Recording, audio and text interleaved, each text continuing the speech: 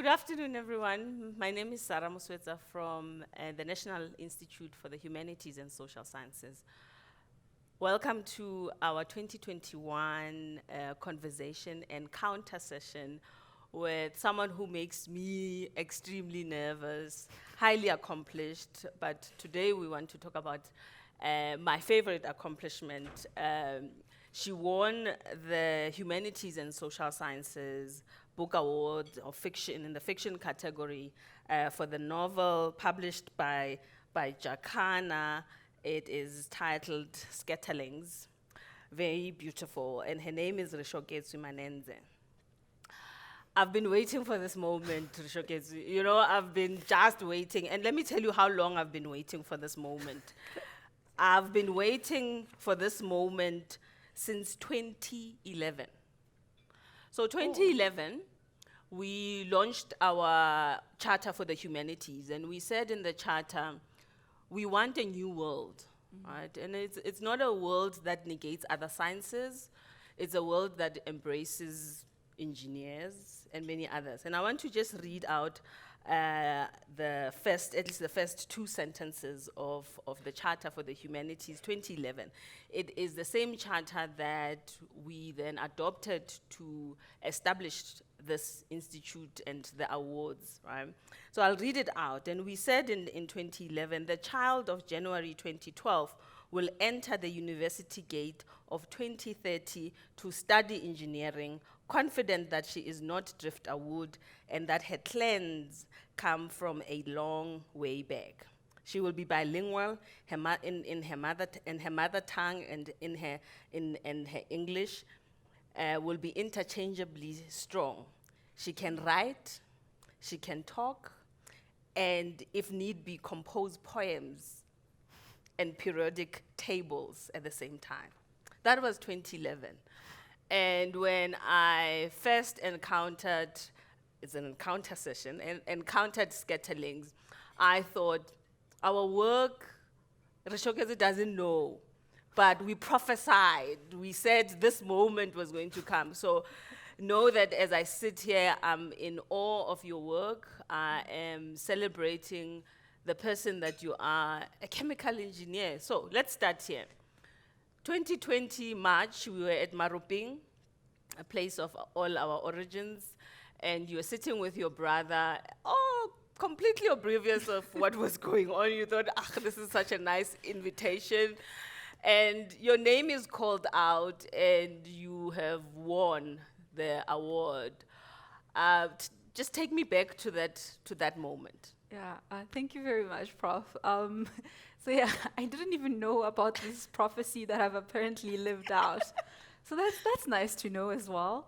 But yeah, when my name was called, when I got the invite, I said to my brother, we're going just for the food and the vibes and the free luxury. Like, I never say no, so I just showed up for that. And we were so ghetto, like we were taking pictures of everything and everyone and ourselves.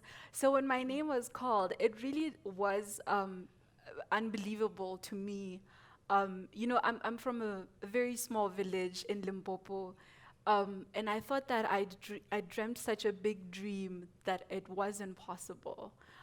So when that moment happened, and I did cry, I think you guys have pictures of me just like crying. So when that moment happened, it really was just, I felt out of my own body, like I was out of my own life, like I was watching a very big, impossible dream come true. And to this day, I still don't believe it. I won't lie. I still don't believe I have a book published. So it's been very unreal, but also just very pleasant. It's been a very wonderful experience as well. I think all of us want to know, I want to know, as a person who struggles with writing, right? You are a chemical engineer. I mean, how do you transition from being a chemical engineer and academic to writing Scatterlings and the many other short stories? And I know that you are also in the space of writing for kids. And how do you transition? I think I always imagine engineers not looking like you, by the way. Oh, so okay. I choose to take that as a compliment. But yeah, I wouldn't call it, first of all, I start out as a poet from a very young age. By 12, I was writing very stupid poems about like heartbreak. I was 12; they were stupid. No one should ever read them. But the point is, I started out with a very imaginative kind of storytelling personality. And one of my favorite people in my life is my grandpa. And he knows our history, like going back generations and generations. And I love just how like you can sit with him and he can tell you stories about everything and anything, and he doesn't censor himself because you're a child or whatever. So that kind of tradition was something that I always had in me. And someone asked me the other day if I was an accidental writer, and I think the more correct way to put it is that I'm an accidental engineer, because I think I'm more, my mind and just who I am works more in a kind of humanities and social sciences way. It's just that I didn't know how to make that lucrative.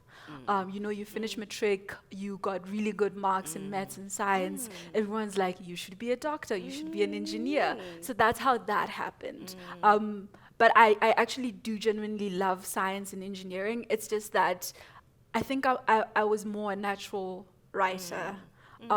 So the transition had to happen with me going into engineering.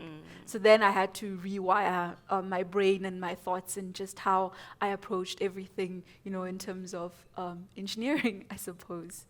Wow. So your writing starts at, very early on, writing very, interesting poetry. What is your style of writing? How do you even begin to write? So last year, this time actually, I had a conversation with someone, and he was telling us about how he writes, and I was thinking, oh, okay, so there is an art to this thing, but what is your art? My art is, I usually just think up like crazy stories, and then I have an outline. And if I don't have an outline, it is quite difficult for me to imagine where the character would go, what event would happen there, what the overall plot would be. So I do have a basic outline. I don't have to follow it strictly, but it helps knowing that there's a point to every kind of act. So I usually try to break my work into 3 acts. So and I try to have a point in every single act. If there isn't a point, I don't fret, because I think that art a lot of the time imitates life story, and then that doesn't necessarily go by a structure.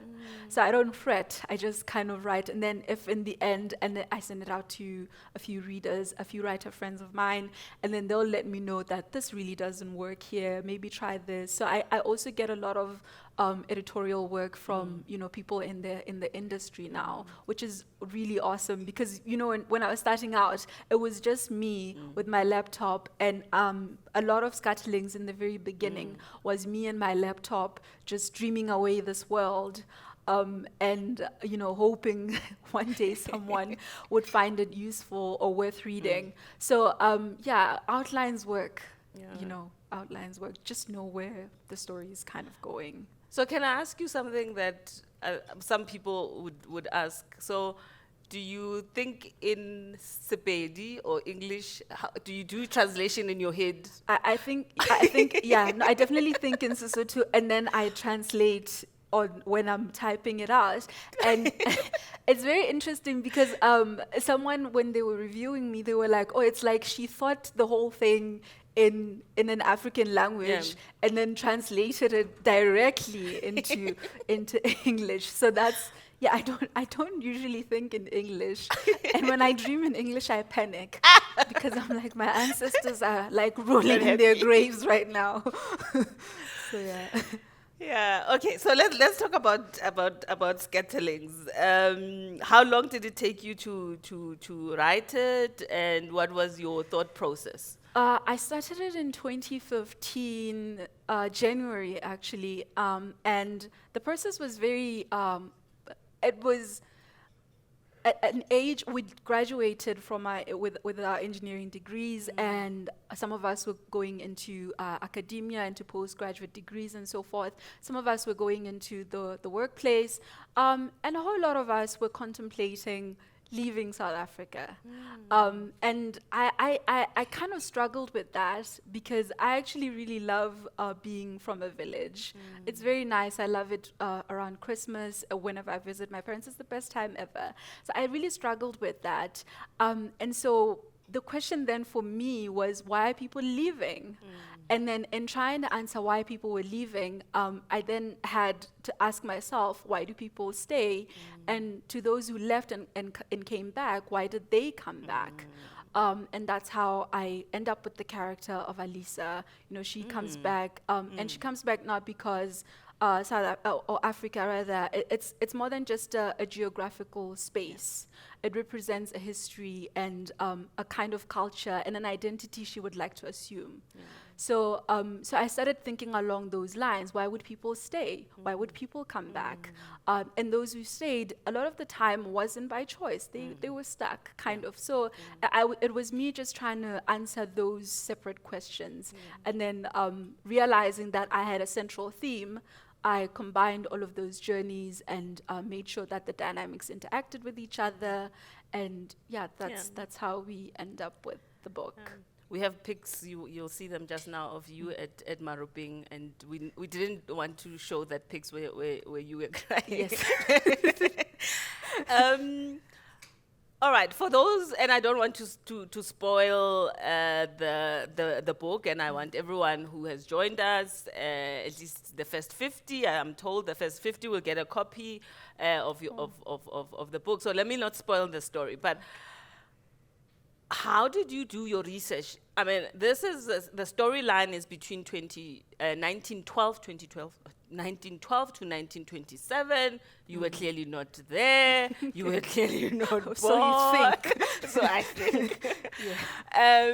Did you, even as I read it, I was thinking, but I thought Rešoketšwe was young. But the stuff that she's writing about, am I going to encounter someone who's like big, large, and old, and then there's Rešoketšwe. I'm like, okay. So, was it important for you to do research because it comes through in the book? Yes, and I think the engineer in me really came through there. And a whole chunk of it, when I edited it, I'd already started my MSc. Actually, when I edited it, the final draft that was submitted to publishers in the competition, I'd completed my MSc and I didn't know what to do with myself and my life. So the engineer really came through, and like I realized that it was important not only because it was historical, but also just because I needed the characters to kind of be rooted in some form of tangible reality. So I did a whole lot of research, a whole lot of depressing research, because the book doesn't deal with rainbows and sunshine. So the research was absolutely important for me. And depressing stuff around belonging, around history, about the very, inhumane legislation by apartheid, and what comes out of that and how people make sense of it. How did you manage to stay above and know that this is, it's fiction, but it's not fiction? Yes. Right. How did you navigate that and say, okay, I'm going to tell the story, yes, in fiction, but the story needs to be told? Yes, and I think that's one of the reasons that I didn't base any of my characters on real life people. So they had to be fresh, and whatever suffering they went through, I had to be able to come back at the end of the day and be like, these people are not real. So that was very important for me, just not even as a writer, but as a person, and as a person who lives in this country with the kind of history that we have. It was just important to not wallow in all of that, because it was quite heavy. And I always say this, and I'll probably get like a whole lot of people disagreeing with me, but the fact that I learned about slavery in South Africa as a full-grown person was something that I really struggled with. I was like, why didn't I know about this in high school? You know, why wasn't this in a test question, kind of? Why am I knowing about this on my own terms? So yeah, but now that I was knowing about it then, I had to then realize that, oh, okay, this is some really heavy stuff. This is really painful. Let's create fictional people so that we're able to sleep at night. Reshoketšwe, you know, I read the book, I'm thinking, no, she clearly did psychology 101, psychology 2, psychology 3. Maybe she even majored in psychology, because the stuff that you write about trauma, around the personal being public. So I know most people are saying, oh, she read the book, clearly she's not going to tell us what the book is about. So for Reshoketšwe, what is scattering? For me, I would say it's synonymous to, you know, what's a South African? We're quite displaced.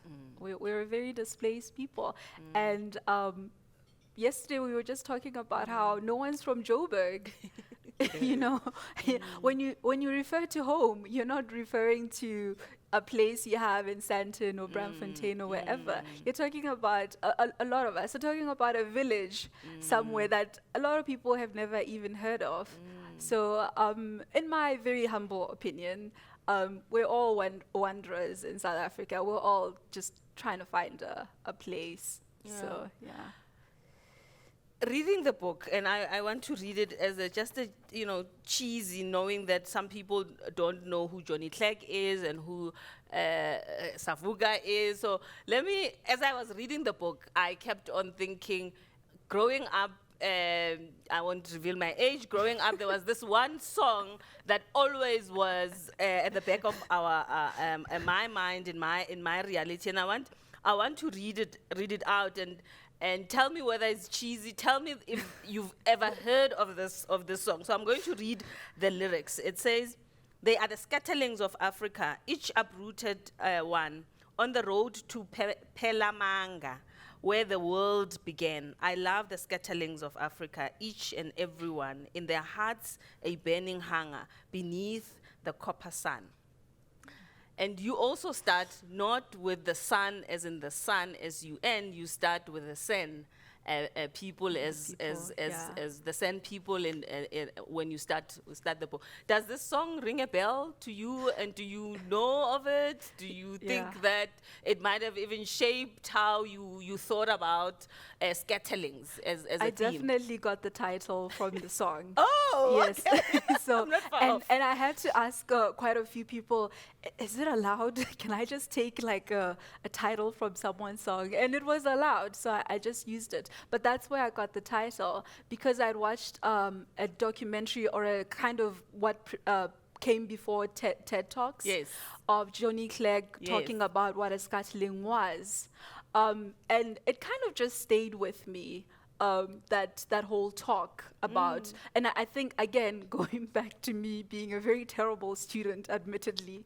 So just going back to that talk of finding out, you know, but at this time I was not a full-grown human, finding out that, you know, life begins, or human life begins in Africa, and then we spread out to the rest of the world. So that kind of, that whole talk was what was the first time of me hearing about that concept. And that's where I took... Wow. I'm glad I took the risk, Reshoketšwe, because if it didn't really resonate, you would have said, what? Who's Johnny Clegg? No, that's why I got the title. Okay, I'm happy. For our NIHSS family joining us for this encounter session, our PhD students, fellows, and our alumni, and the broader humanities community, what is of interest to us, and I know that we have a slightly older generation, but we also have a very young generation who don't know Johnny Clegg. So I want to please ask you to find his story. It's an interesting story. He's one of us, HSS. He's a trained anthropologist. So let's come back to scatterlings. Is it a story about Braam, or is it a story about Dido? And for me, I'm sure you'd know. For me, it's a story about Dido. For me too. Oh, okay, all right. Yes. See, this is the way the feminism comes in. I'm like, she she's an engineer who understands feminism. Okay. No, the feminism had to come through. And because, again, it wasn't a coincidence that the book was set in that time period with so many women featuring like prominently with their voices literally being written down in first person. It was because a lot of the time, and again, I stand to be corrected, but a lot of the time when I read history, it's male perspective. But not only that, when I read about what happened during apartheid and what led to it, it starts roughly 1946, 1945, and ends in the 1990s, early 1990s. So I wanted to kind of explore what happened before that, like before we get to Hendrik Verwoerd, like what happens before that, and how are the women reacting to it? Because a lot of the time it's a man's journey. You know, we know the struggle leaders. A lot of us can name mostly male heroes and very few female. So I was very interested in like what were these women doing, and that's why for me it was a story about Dido and Alisa. And then Abram just kind of featured because he was there. So I had to explain how and why he was there. And once things happened, how he dealt with it. Because, you know, he then became a full character. One of the things that you explore, and it comes through very, very strongly. And as I read your book, I also was thinking J.M. Coetzee, Disgrace, and then Lacuna, and then your story comes in understanding our history, but also who we are today. There's a big theme on mental health in the book. Yes. How did you make that did you make that decision, or it just based on your research, it just had to be covered? Based on my research, you know, when I was doing the research for Alisa, so this is not a spoiler. So Alisa is Jamaican by birth, and being Jamaican by birth, her parents were obviously enslaved people because she's born in the 1800s. So me doing the research of how she would have reacted to the world, I sunk into a deep, dark space. And I was like, imagine I'm reading this, you know, I'm watching these documentaries, I'm reading this information in the comfort of my home with my dad making food in the kitchen, with my brothers annoying me. But I'm still depressed. Imagine living it. And so it didn't make sense that people could come out of that completely whole. So the character of Alisa couldn't just view the world in a pure way. Their psyche could not be, you know, an ordinary person's psyche. It just did not make sense. Their relationship with the world, with themselves, with the family, it had to be kind of affected in some way. Initially, I didn't want to go that route because I was like, I need her to be happy. But she couldn't be. You know, she just couldn't be. We're going to be taking questions from everyone who's joining us. So, what do you think Scatterlings is saying about South Africa, should say about South Africa, and what's your thinking sitting here 2021, a young South African engineer and a writer? What's your thinking about post-apartheid South Africa? It's a very complicated place. We have a lot of problems, but you know what? Everyone has problems everywhere in the world, and I'm kind of reaching a stage where I'm content with kind of like who we are as a people. Because you know you can be like, this is the worst place ever, load shedding, I'm dealing with this, but the fact is someone else somewhere else is dealing with their own form of South African of that country's failure. It's only because we absorb all of the South African issues that we think it's the worst, kind of, or at least the youth that I interact with. You know, we think this is the worst, but someone else is sitting in Peru, in Colombia, in America saying this is the worst. So I'm kind of I'm of the mindset that I would like to stay because I started this whole book, you know, asking myself why stay, why leave. So I love South Africa now. Like, I'm okay with it. I know I don't sound enthusiastic, but I actually am. I really love this place. I really do.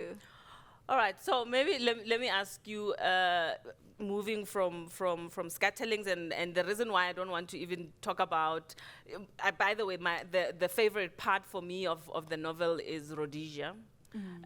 For some people, even maybe younger than you, your age group, they don't know Rhodesia.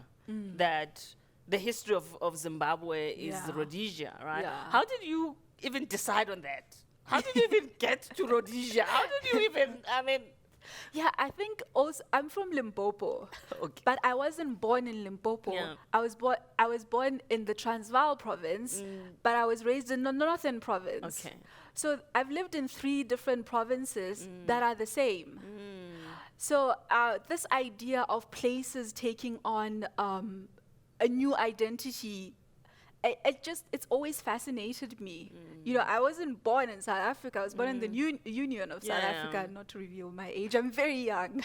so it just was very interesting to me that if you got lost in names, you really couldn't find your place around Africa a whole lot. You know, Nyashaland, like I found out there was a place called Nyashaland. I was like, oh, okay. You know, stuff like that. It just fascinated me how if you just live in Limpopo now and you were born in South Africa, if you didn't bother to try and figure out how we got to Limpopo, you probably wouldn't know that you were not born in Limpopo, you were born in the Transvaal province and so forth and so forth. So that idea of these Africa being a constantly mutating, evolving being, I found fascinating. Yeah. So we should know our history. We should at least be interested in our history to know who we are. Exactly.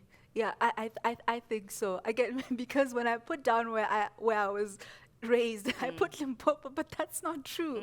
I was raised in the Northern province, kind of, and that had a different identity to what present-day Limpopo is. Like, the politics were different. We still had Northern Sotho, not Sepedi. You know, it's just it's actually very different. And to say I was raised in Limpopo is kind of inaccurate. Yeah. And now I see where the Rain Queen storyline comes in, which is again very strong female voice and narrative coming through. All right, so I don't want to hog the space. Let me. There's an anonymous question.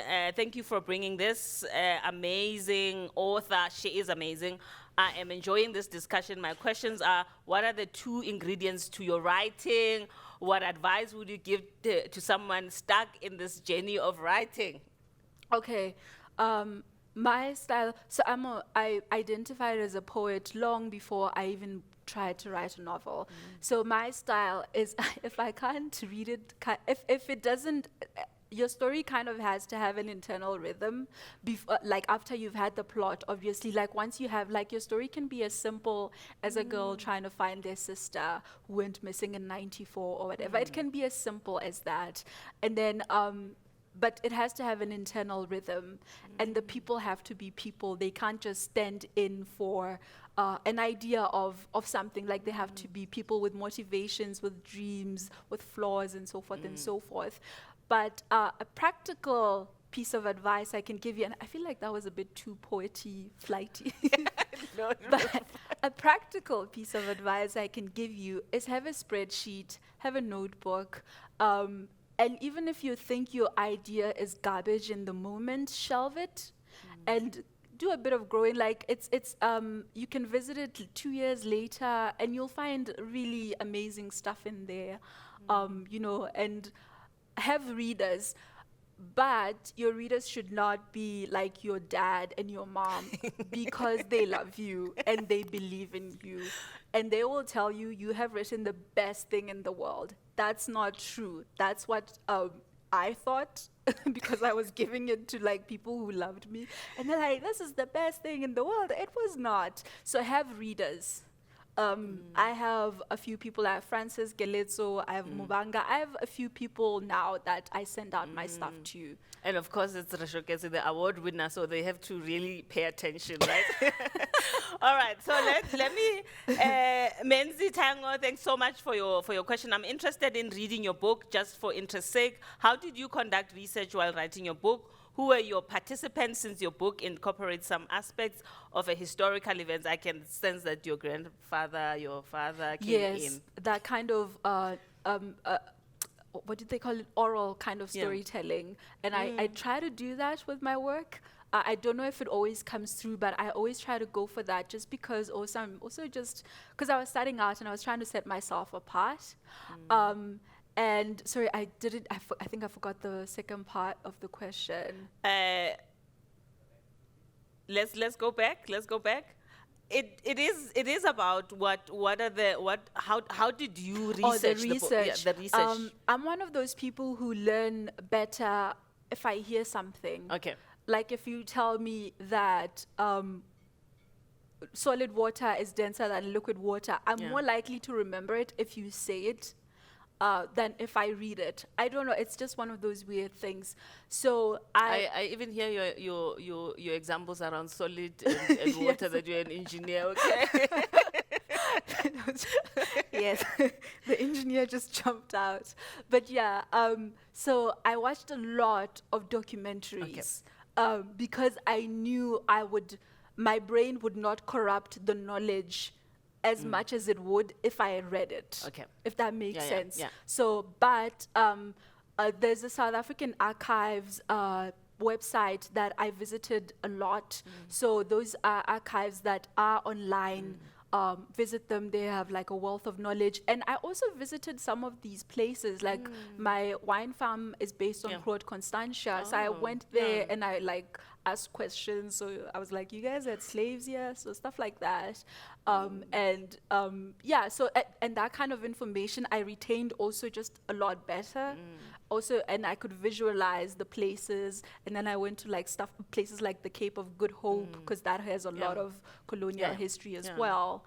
So yeah, research is very important, and I understand that you won't always be able to physically visit the places that you want to kind of bring forward into your work. But online and libraries, so the history section in the libraries, and just talk to your librarian. Yeah. They're very helpful people.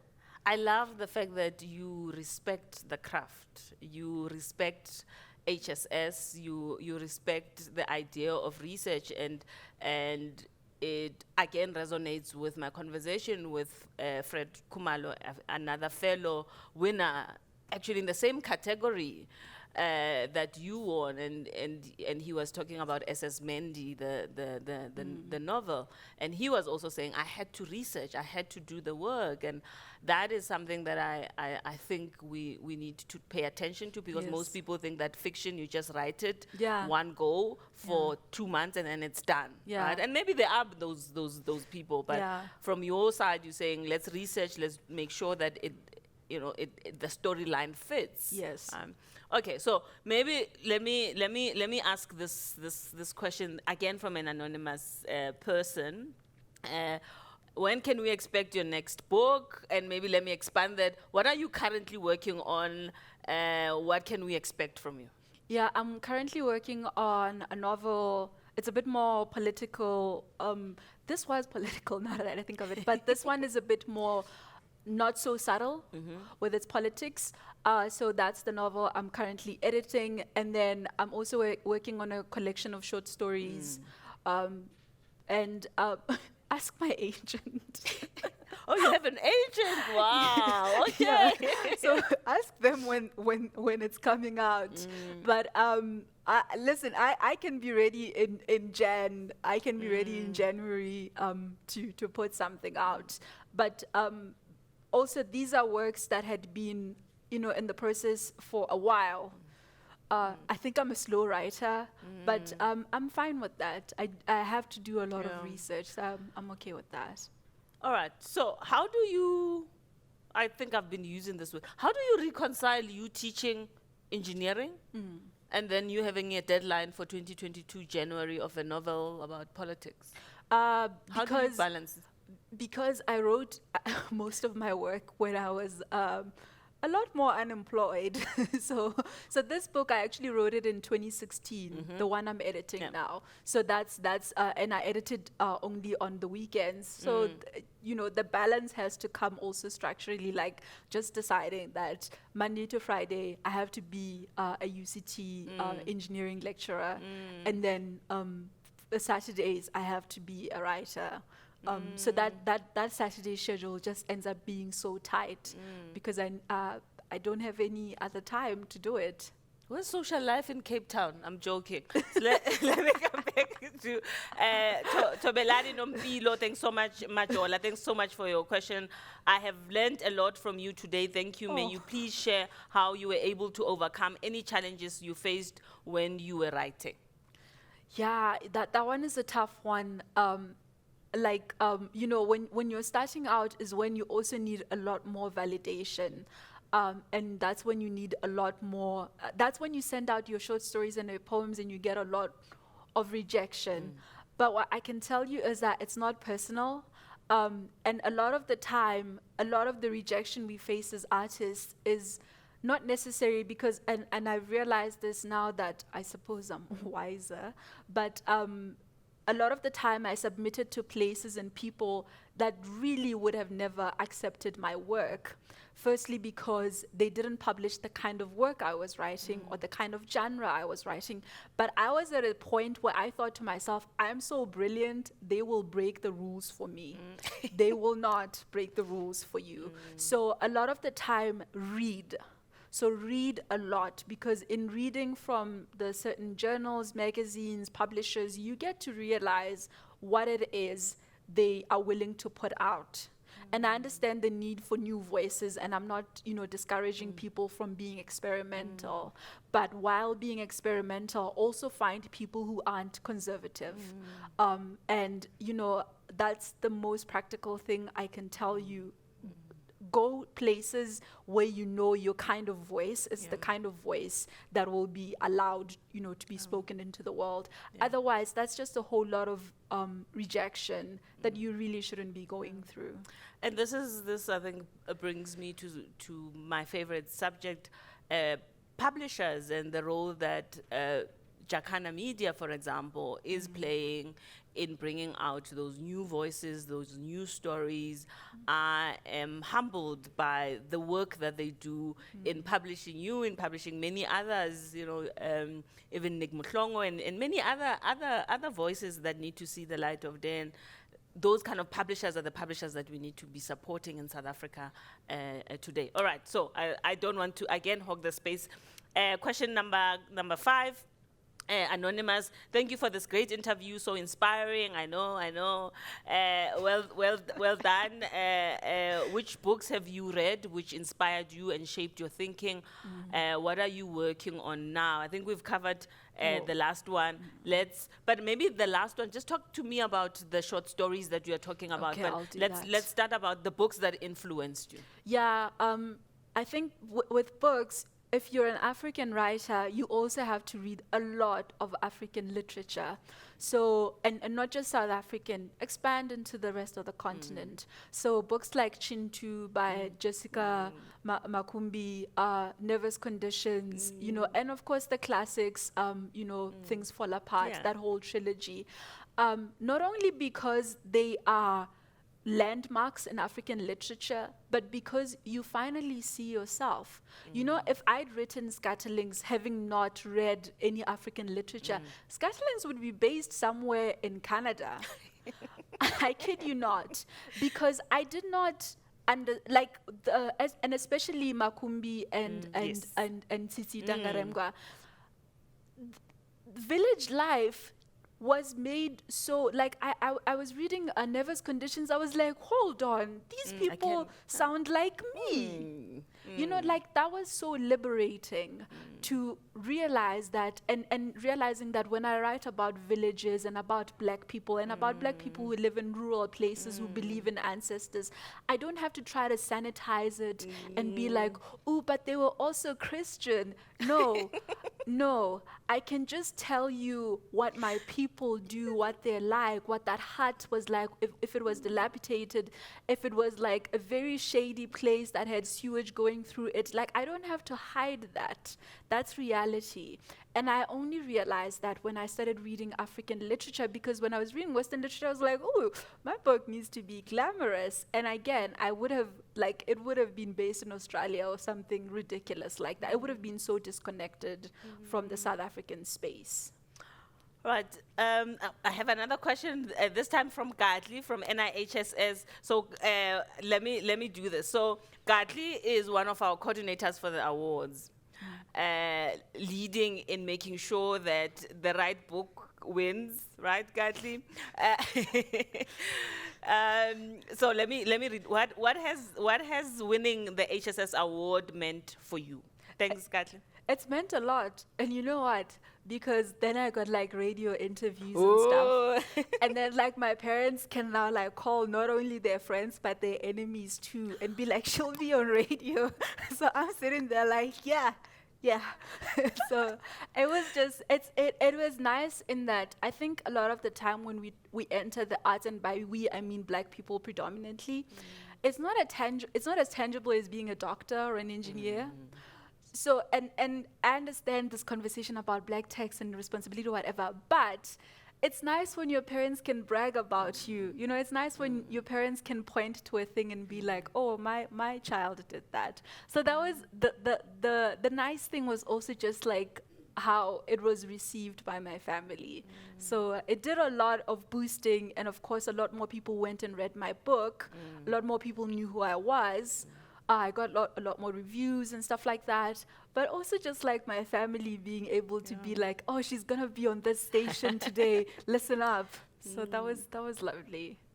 All right, so can I ask you maybe two last questions? The one is the short stories. Tell me, is it different writing a short story from a novel? Apparently it is. I could not tell you because I started out with poems, and then I went into short stories, and then I expanded into a novel. But with short stories, you have to establish, I suppose, a world a lot quicker. And not only the world, but the characters and the plot. So there's a lot happening with a short story. And with a novel, you have a lot more space and a lot more time to develop. Like your characters, again, going back to the 3-act structure, you can develop them like within the 3 structures. They can have like phases of evolution, whereas with a short story you need to be quick with that thing, and you need to not only be quick but be impactful, and it needs to make sense. So there's I suppose personally I think short stories are harder. Novels are a lot more work, obviously just because of the word count, but I would say short stories are harder. What are the themes that you're exploring with your short stories now? Village people. Village people. I write for villages, and it's going to be just how, you know, things like that someone dies, and then how people react, just from the shadiness of how they react to like the profound of like, oh, someone actually passed on. So just ordinary themes, but you know, from the perspective of so-called village people. Yeah.